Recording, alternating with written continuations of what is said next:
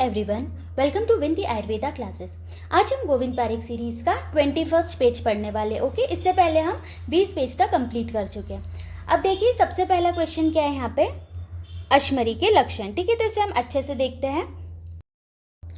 अब देखिए यहाँ पर अश्मरी का स्वरूप या लक्षण, तो इसे याद करने के लिए आप ट्रिक याद रख लीजिए। क्या है, सबसे पहले देखिए सुश्रुत जी के अकॉर्डिंग ट्रिक है, के को अस्थि मिली अंडा मिला, है ना। कौन कौन सी अश्मरी पढ़ रहे हैं हम, वातज पित्तज कफज, इस तरह से लिख लेना।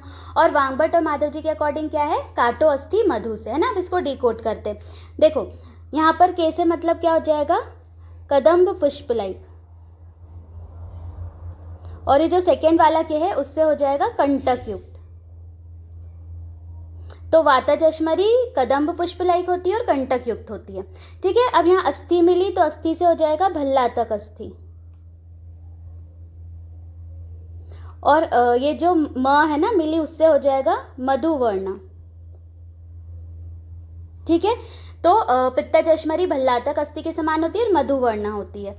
क्लियर। अब कफज के लिए अंडा मिला है ना, ये लिखा है इसके सामने, तो ये अंडा से हो जाएगा कुक्कुट अंड। ठीक है, कुक्कुट अंड के समान होती है। और ये जो म है ना, उससे हो जाएगा मधुक पुष्प के समान। देखिए पित्तज में मधु वर्णा था, ठीक है, लेकिन जो कफज है ना उसमें मधुक पुष्प के समान है ना, ये इंपॉर्टेंट है।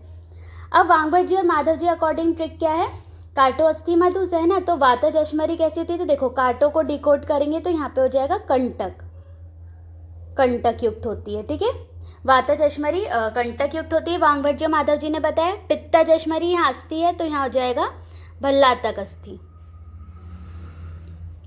ठीक है, भल्लातक अस्थि लाइक होती है पित्तज, और कफज है तो मधुवर्णा।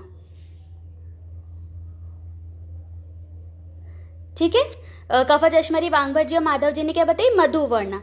ठीक है, ये इंपॉर्टेंट है, ये मधुवर्णा बताई है, जबकि देखिए यहाँ पर सुश्रुत जी ने मधुक पुष्प के समान बताई है।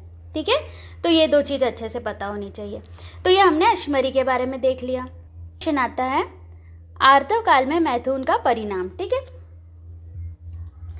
अब देखो सुश्रुत जी ने क्या बोला है और काश्यप जी ने क्या बोला, ये हमें पढ़ना है। ठीक है, तो देखो आर्तव काल के प्रथम दिन यदि मैथुन करते हैं तो उससे क्या होगा, पुरुष का आयुष्नाश व बालक की जन्म पे ही मृत्यु हो जाएगी। ठीक है, और काश्यप जी ने वात गर्भ और फल शून्य बोला है। ठीक है, अब द्वितीय दिन क्या बोला है, प्रसूतागार में मृत्यु। यहाँ पे देखो जन्मते ही मृत्यु थी, फिर प्रसूतागार में। अब तृतीय दिन अल्पायु, और चतुर्थ दिन अच्छा होता है ना, बालक दीर्घायु, इन्होंने भी दीर्घायु बोला है।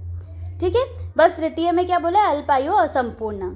तो देखो काश्यप जी का आप ऐसे याद कर सकते हो कि वात पित्त, वात हो गया पहले, तो वात से वात गर्भ और फल शून्य याद हो जाएगा, फिर पित्त से कोरिलेट कर लेना पात, तो गर्भपात याद हो जाएगा। ओके, और थर्ड डे उन्होंने क्या बोला है, सूतिकागार में मृत्यु, और फोर्थ डे दीर्घायु। ठीक है, तो ये क्लियर है, यह है आर्तव काल में मैथुन का परिणाम। This is about this. ठीक है, अब ये हो गया। अब नेक्स्ट क्वेश्चन आता है कोष्ठ में दोषों की स्थिति। अब देखिए ये चीज़ें तो पता ही रहती है कि जो मृदु कोष्ठ है ना वो पित्त बाहुल्य होता है, मध्यम में समदोष। बस हमें याद इंपॉर्टेंट ये होना चाहिए कि जो क्रूर कोष्ठ है बहुवात श्लेष्मा, ये सुश्रुत जी के अकॉर्डिंग है, और चरक जी और वांगभट्ट जी ने क्या बोला है, वात प्रधान होता है। क्लियर। अब आते हैं हम सम्यक शुद्धि के लक्षण।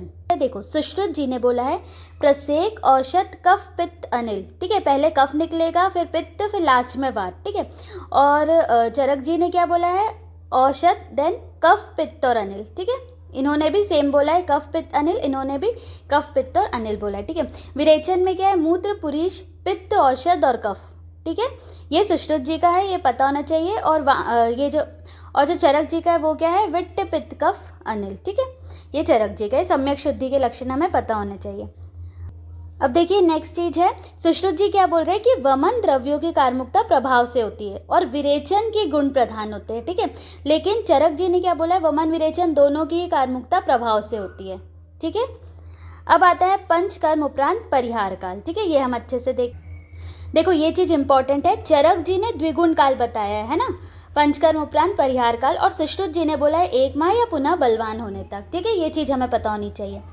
अब अलर्क विष में दोष, तो चरक जी ने बोला है त्रिदोष होते हैं, सुश्रुत जी ने बोला है वात कफ होता है। ठीक है, अब देखिए जो नेक्स्ट चीज़ है ना, समसन्निपातिक अतिसार की चिकित्सा एक आगे कंटिन्यू हो रही है 22nd पेज पे, तो उस पर हम अच्छे से देखते हैं, ठीक है। तो this is all about page number 21।